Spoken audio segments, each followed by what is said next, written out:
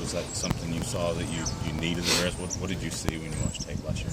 Yeah, just when you get an open field, just making the guy miss. I mean, any time, second level cuts, that's, it's a linebacker. Linebacker in the hole, you need to shake him up, make him miss.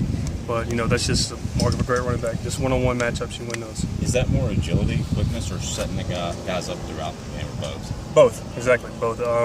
You might, lower your shoulder one time and then make them miss another time. You just keep the guy on their heels and just make sure they never know what's coming.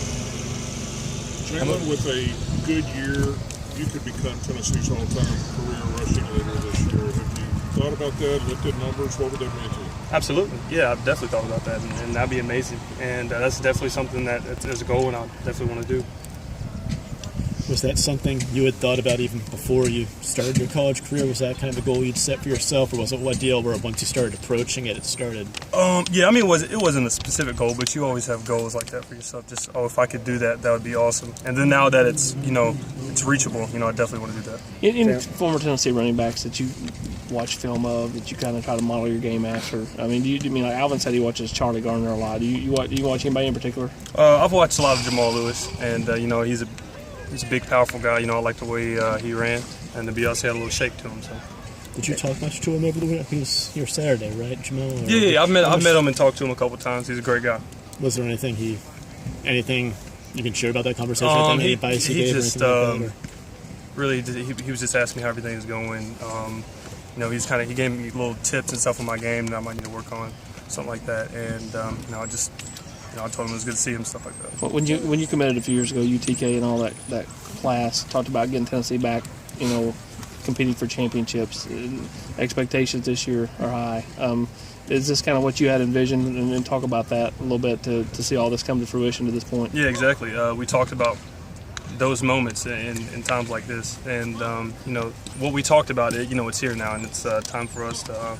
I say it's time for us to step up and really just change this and show everybody what we can do. What aspects of the offense do you think have really gotten better this spring? Well, we've had some guys injured, so we've been able to, just get guys come through, line rotate, and I've had some receivers that didn't really play too much in the season, rotate in, and all the injuries have, led them to rotate and have to make plays in the spring and step up and play.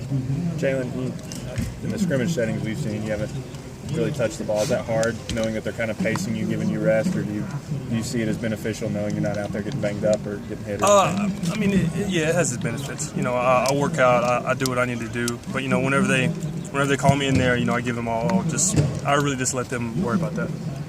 Go back to Jamal. You guys are both very, very physical runners. Sometimes people said run kind of angry. Do you see a comparison between your running style and his running style at all? I think we're two different backs, and I don't like to compare myself to really anyone, but I definitely like to take bits and pieces of a running back's game and try to put them in mine. Just something that they might do a little bit better than I think that I need to get better at. Coach Scott.